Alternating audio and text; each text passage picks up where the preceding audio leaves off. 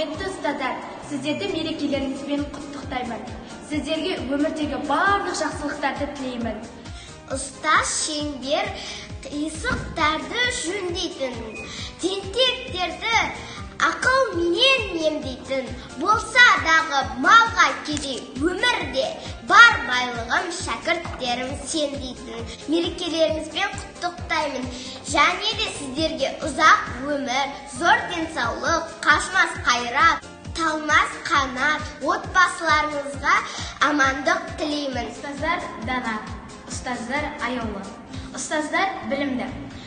Айта берсек өте көп. Ұстаздар өте керемет жандар. Сол ұстаздардың арқасында біз міне 6-шы үздік А сыныбында, үздік сыныбында, үміт сыныбында оқып жүрміз.